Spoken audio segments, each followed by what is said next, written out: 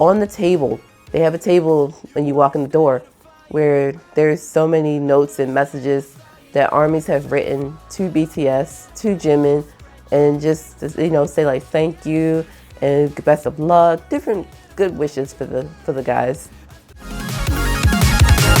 Phoenix, you burst in a fire, burn a thirst and desire. You transform and up in a flash. You spread your wings to rise from the ashes. Phoenix, you burst in a fire, burn a thirst and. Hey y'all, hey, good morning, good evening, good afternoon, whatever time it is where you are.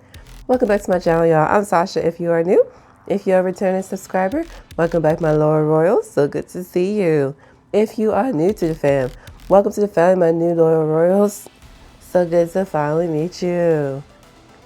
So welcome back to another video.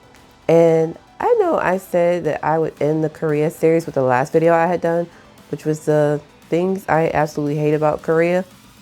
But you know what? I realized I forgot something. I forgot to share my experience in Busan, as well as what I thought about street food. So today's video is going to be just that. It's going to be about my weekend in Busan. And then next Saturday, to finish out the month, we're going to finish off the official finish off of the series with the street food. So for this one, if you're interested in learning about how my experience was in Busan, then please keep watching. So let me know what you think. At the end, let me know in the comments, have you been to Busan? If so, where did you go? How did you enjoy it? Let me know. All right, with all that said, let's get to it. So, as a quick disclaimer, anything I say about this video about Busan is based off of my experience and the fun that I had, things that I did, places I went, yada yada. So keep that in mind. All right, cool. Let's get it. So first things first, getting to Busan. So I know a lot of people decide that they want to fly or do whatever. I decided to take the KTX train. KTX train, in my opinion, was the easiest route for me, as I kind of just decided at the spur of the moment I wanted to randomly go on a weekend in Busan while I was in Korea. So I ended up just going through the main KTX website, booking a ticket, and boom, bada bing, got it. So the interesting thing about the KTX train is, in my personal opinion, it's the equivalent of our Amtrak train here in the US, where I live at. And the Amtrak train is easy to get on. It's easy to like get where you're going with no issues. KTX is the same way. It's very easy to get from Seoul all the way down to Busan. It is a long ride, but believe me, it is worth the ride. What I like about the KTX train is if you bring luggage on board, there's a luggage stowing area where you can put your bags and just leave it there. The good thing about Korea is they do things based off of the honor system, and just put your bag there and no one will touch it, which I really like. It was kind of nerve-wracking for me because I've never done that, but believe me, it was worth it. That way I could just go pick up my bag at the end and get off the train and keep it moving.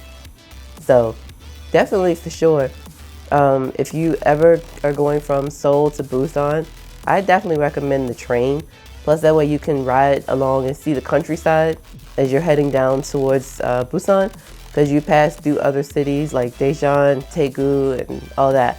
And it's really, really nice to see the lush greenery of the countryside as you're headed down towards Busan. So that's how I got there. I took the KTX train.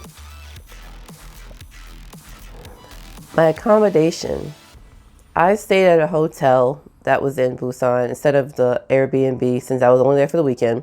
The hotel was literally a 10-minute walk from the subway station. From the train station. It was a 10-minute walk from the train station. And I just grabbed my bag and walked. Because when I went to go take a taxi driver said, oh, no need taxi, like no need for a taxi. And he showed me on the map that the hotel was legitimately only a 10-minute walk versus a 2-minute ride. And I was just like, oh, okay, that's easy. And so that's what I did. I just grabbed my stuff and I walked. And the hotel was very nice. Very, very, very nice hotel. The staff were really cool. They were really sweet. They were very helpful. The room was magnificent. It was a big open space. Nice view of the city, like really, really nice view of the city because it was up on one of the upper floors. And I really, really enjoyed my stay there. I will put the name of the hotel here because I forgot what the name of the hotel was, but I will put it right here. But it was really nice and I highly recommend it for sure. Now, because I was only in Busan for a weekend, which meant I got there on Friday, had a full day on Saturday, and then left on Sunday. So the full day of Saturday, I decided there's, like I mentioned in previous videos, there's an app I use called Klook, and through Klook, I was able to book a day tour trip before I went to Busan and did that trip. And that trip tour was called the Gyeongju, the old capital of Korea, day trip tour. And it was legitimately an all-day trip. Like, we got picked up first thing in the morning, and by the time we got back, it was like, I don't know, 11 o'clock at night, in the evening, if not later. But it was definitely worth it. The trip was so nice. We went to several different historical temples, one of which I'm going to highlight. That temple is the Pukuksa Buddhist temple. And I will insert picture and video and everything so you can kind of see what it was like. One thing that I found very unique about this area is there were, I believe this is where we saw the different lanterns hanging up, where people had written their wishes on these lanterns and they were just hung up in like a line. And it was really, really interesting to see so many wishes, you know, for good luck, wishes because everyone's about to take this major exam in Korea that is like, you got to pass it or else. Or you can only take it, I think, like once a year.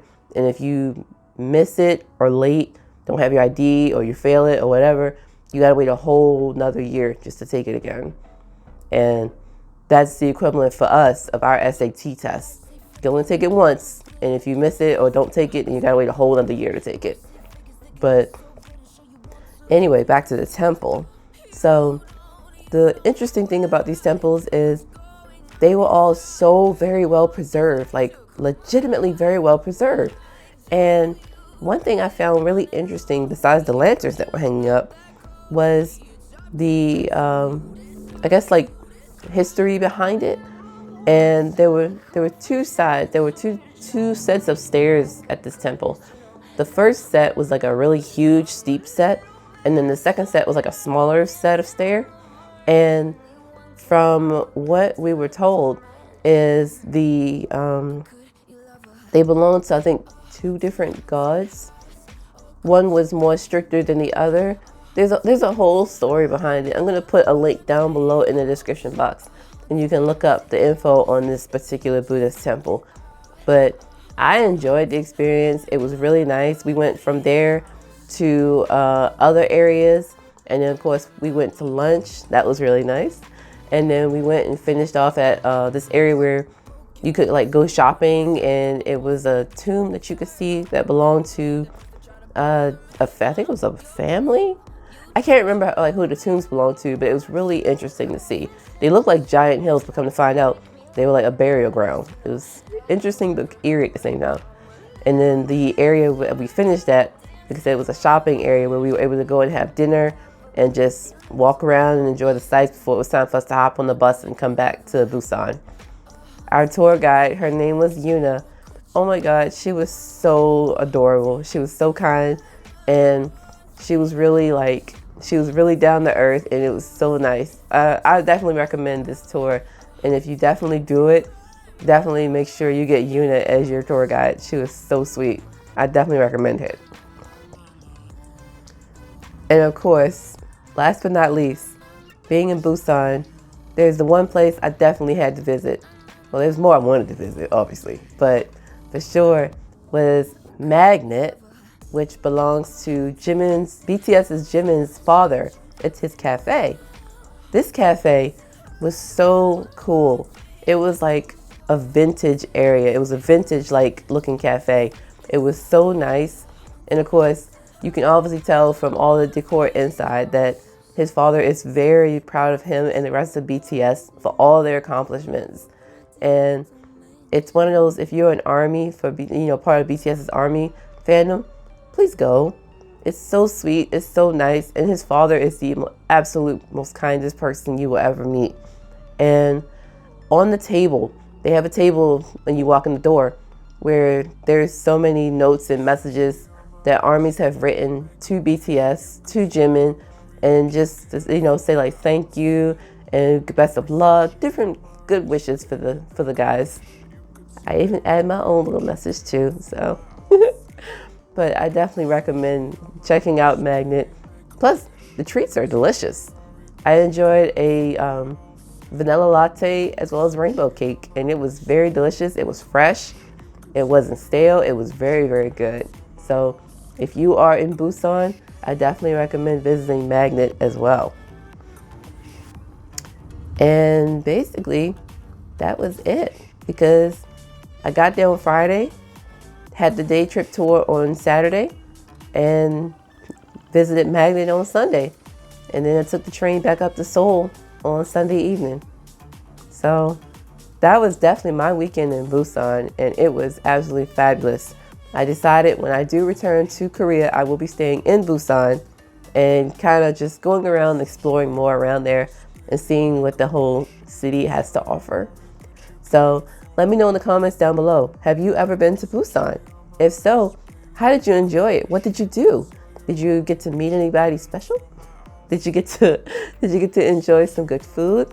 Did you get to go on any tours? Let me know down in the comments.